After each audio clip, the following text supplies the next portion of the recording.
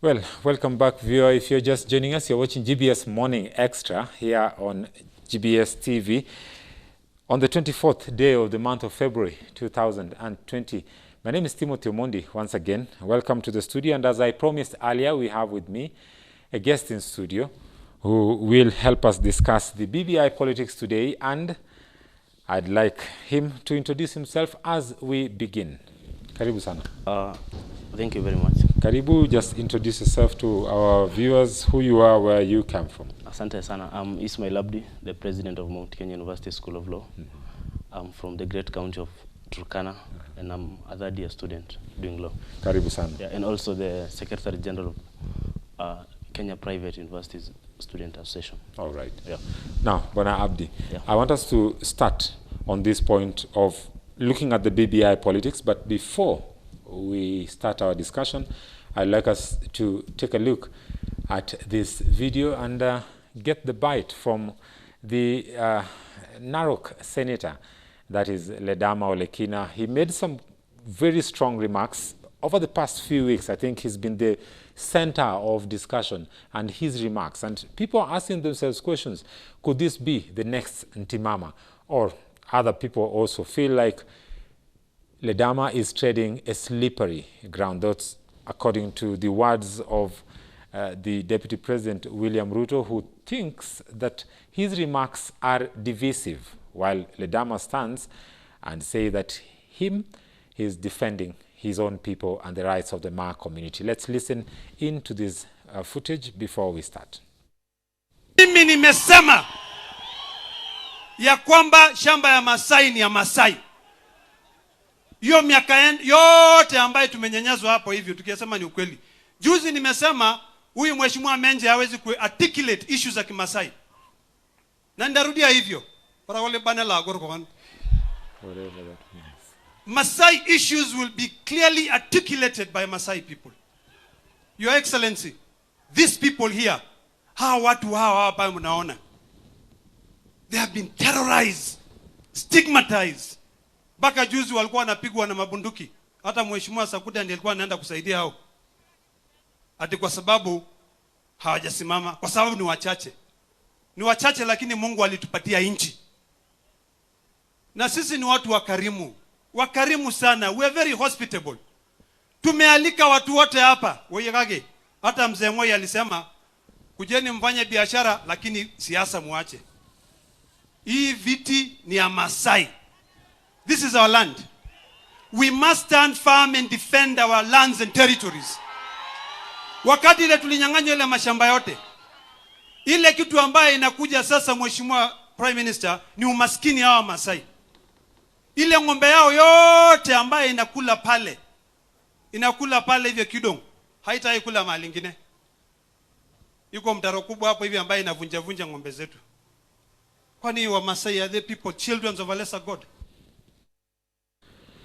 Well, Abdi, are the Maasai children of a lesser God? And I would like to get your view on this. Do you think Ledama is justified in speaking in the way that he is?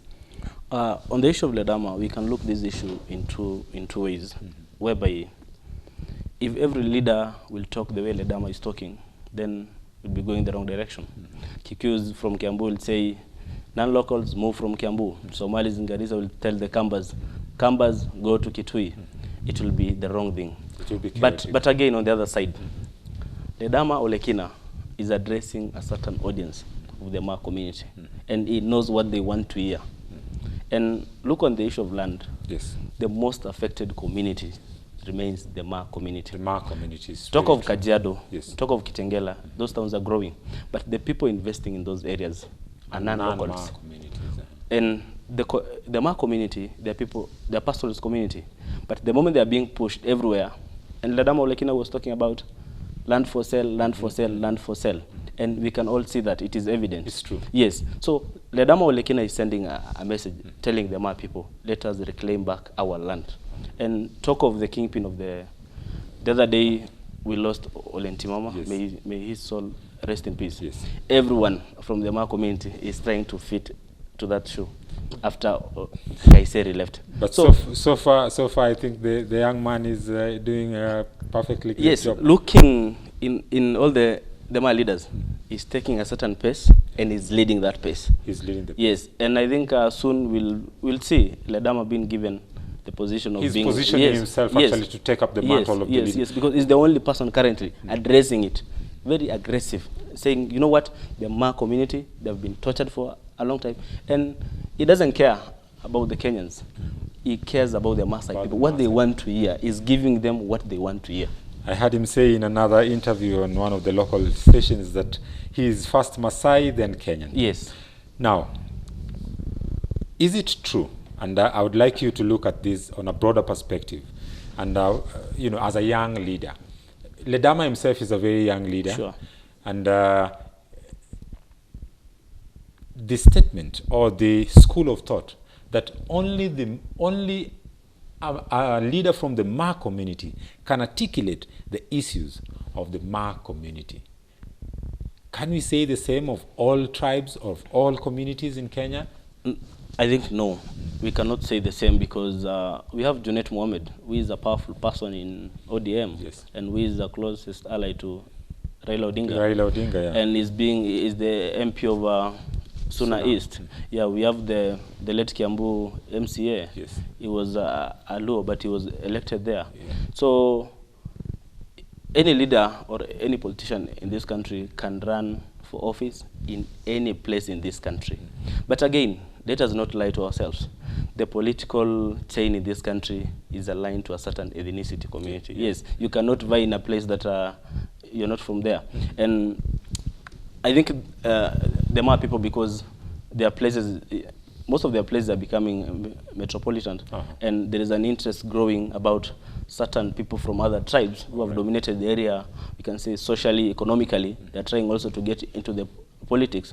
And now Ledama and the Maasai, they're coming to realize that the moment these people, we gave them the economic space, yes, the social space, and now they're coming encroaching into the political space. And the political place is the only place our issues and policies are being articulated. So we have to protect this as early as possible. Yeah, but again, it is so dangerous. But if we want the truth, every Kenyan want to vie from his place. I know many politicians will not, most of them will not say that, but everyone, yeah, it is true. What Ledama is saying is true. Each one of us can only run in his place. Now, a lot of people had issues with the issue that Ledama is talking about land. Land, we know, it's an elusive discussion. It's a sticky affair, if I may call it that, in Kenya and Africa at large. You know, because land is gold, land is everything. Yes. But then look at it in this way. Ledama is complaining about, he has made this point very clear, that if it's land, if it's agricultural land, let it remain to be agricultural land. You don't come and buy a huge chunk of land that is agricultural and start subdividing it into plots. And as much as many people are also against what he's saying, you'll remember that when William Kabogo, the first governor of Kiambu County, when he came into power, he actually did put a temporary measure to seize or to block anyone from selling land that was coffee land replaced by real estate. We know that coffee estates in Kiambu very quickly were replaced by real estate, which was, I think, dangerous to some extent, and also being an area where, you know, coffee farming is done in a large scale, you realize that at that time, production of coffee dipped in Kenya. Don't you think that Ledama is addressing something that is true?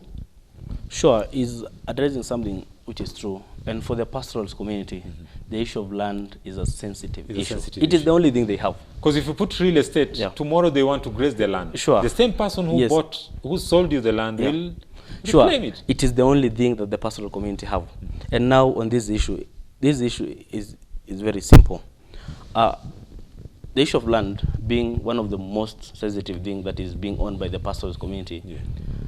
the only problem with the issues of land is the political elite from that pastoralist community. The same community. And I'm telling you, if the issue of land in the Maasai region can be followed well, the people who have participated in selling the land are the political elites. Yes, because the people who own the land, these are people who have never gone to school. Yeah, but now they are political elites, and the elites, generally the professionals, they're the one taking part. Yes. But again, we know that in this country, some people have money. There are communities which are believed to have a lot of money. Yes. That's why they are always investing in every part of this country. Part of the country. Yes, but again, there cannot be people who always invade other people's places. Then, even if it is invading, invade it in a way that it is a good way, caring also for the future of the indigenous community. All right. Yes, so that one has to be looked. The same way you have said, the governor of Kiambu, he said coffee places cannot be approached because real estate was growing so fast. So fast, yes. yeah. But again, remember, people who have money to build the real estates, Yeah. they are not the ordinary people. They're not the ordinary yes. people. They're These not are the big locals. companies, Yeah. some of them owned by foreigners, yeah, being brokered by people, by the elites. But don't you think that the government also needs to be a bit more sensitive and careful when it comes to, following laws? I mean, there are land laws, Yeah. and there are areas that you don't just go and start subdividing land, Yes. because there's also the issue of land use. So when you come and buy a pastoralist land and you start subdividing it and building apartments, and that does not really make sense. That means the government also on its side is not doing its job. Sure. Look at the land ministry. That is a ministry that up to date, it is not a clear ministry. You get two Kenyans having 4 title deeds of the same land. Of the same land. Yes. And in the process, and the problem is in this country is someone is given a position of being a CS, he comes and changes the system with his people. Right. When he's living with his people. With his people. Another team is coming. At the time the another team is kind of settling and understanding how the ministry works, some people and the cartels have already benefited. Yes, and here, I think the counties are trying on the issue of land. County government. Yes, they're trying. I'm coming from Turkana. There's an issue to do with the tallow oil, Yes. whereby they were given land. Yes, yes. The counties are trying. But the problem is on the process. Again, they start to be the beneficiaries of the same land. The benefits of the same land does not even go to the common mwananchi. That is now where the problem is coming from. Then again, there is no a clear roadmap on which roles on the issues of land. Like even sometimes you go for land, you are told to come to Nairobi, to the registry, when it is said that the land has been devolved. So even the people at the land registry in Nairobi, sometimes they can refer you back to the county, when the county again is referring you to Nairobi. So there's no clear guideline on yes, what is about the issue supposed of to be land. done. Yes. So doesn't that leave then the land issue open for people who have ill motive to destabilize the country? Sure, it leaves open, but again, I think the government should come clear on the issue of land, especially on the pastoralist community. In Nairobi, you can buy land anywhere and develop. There is no grazing places in Nairobi. Yeah. But in some areas, talk of Samburu, like Kipia, Turkana, West Pokot, Baringo, Narok, Transmara, and so on. Transmara, Kajiado, Narok, the issue of land is a big issue. Because these guys, for them, it is about their animals. Number 2, their animals. Number 3, their animals. And that is where their life depends on.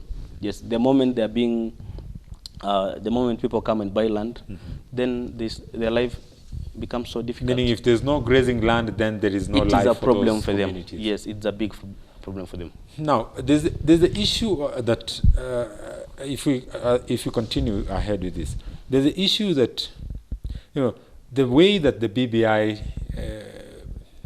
campaigners, if I may call them that, are taking or are pushing for an amendment, that they're doing this in an unlawful way. Abdi, you're a student of the law. I think it's very important that also our viewers understand this, because when you listen to those people who, although no one right now has come out to say we oppose, everybody is supporting. the BBI, which is quite ironic, but then there are those who think that all this BBI thing is unconstitutional and it's just trying to create positions for a particular person. What's your view on that? My view in that is, you know, first of all, let us, BBI, I think the name itself says it all, Building Bridges Initiative. And it came as a result of His Excellency the President and the Prime Minister, the Right Honorable Raila Odinga, coming together, bring their differences together so that the country can move. The initiative is a good initiative. And on matters law, there are some issues which they cannot be changed unless we go for a referendum.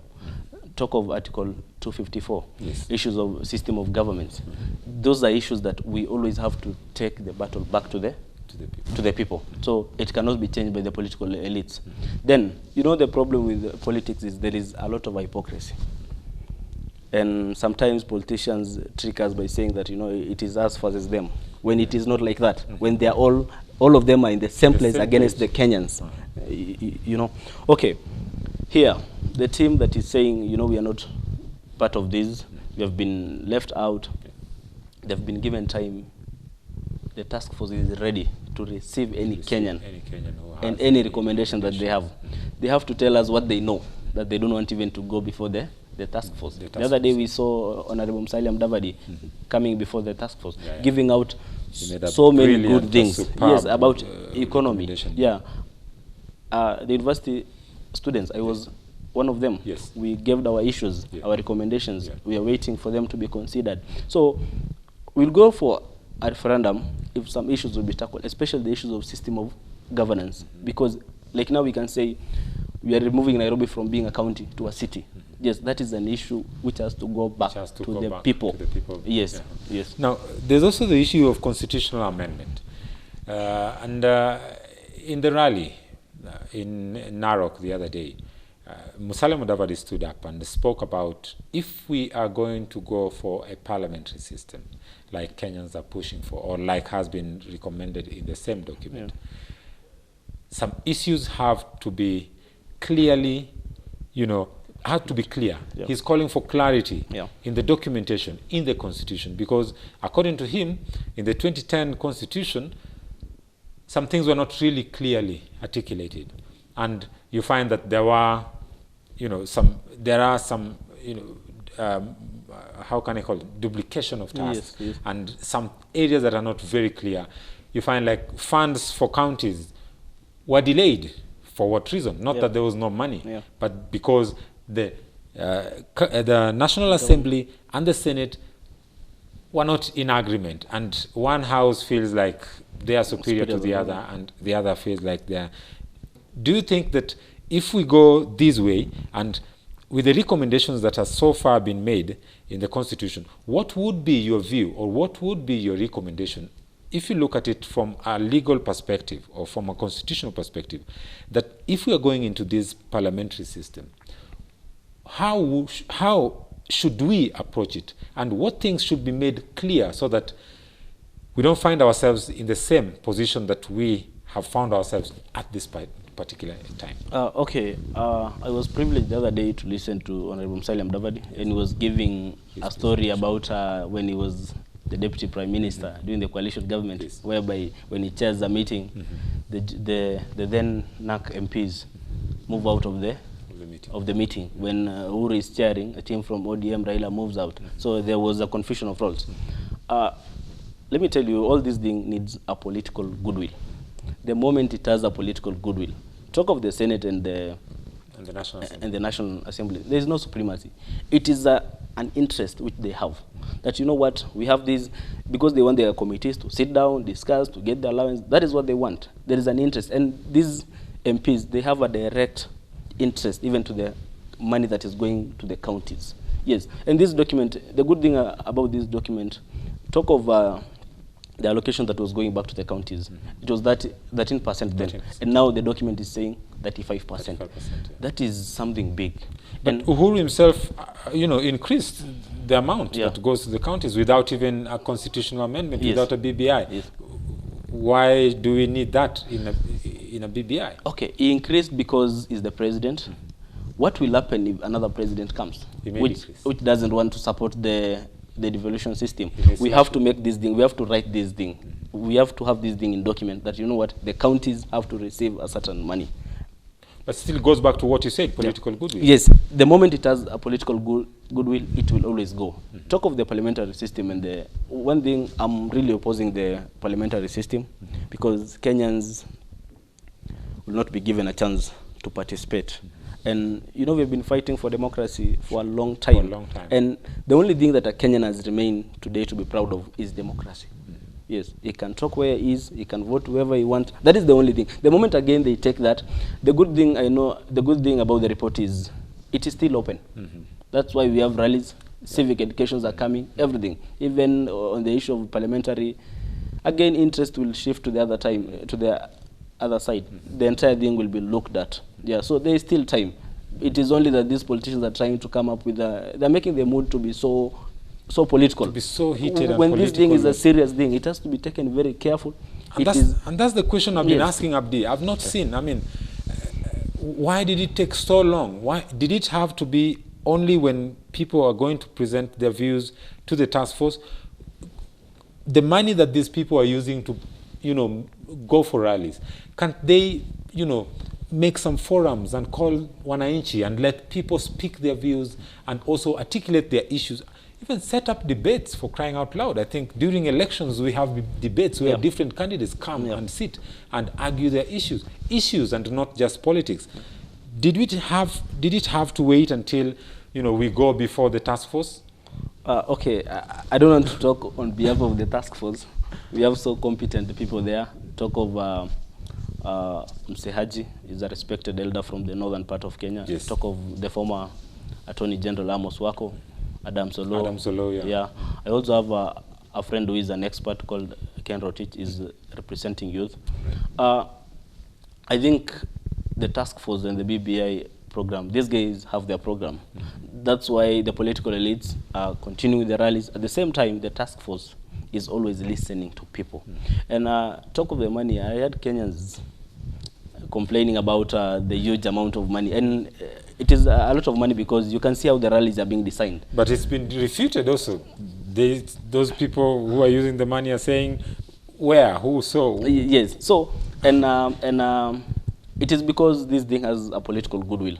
And again, we have been losing money in big corruption scandals. Why don't we spend in a process that it can give good results? Sure. Yes, so we are not wasting money in BBI. This is something that will give birth to a new Kenya. We've been losing billions of money.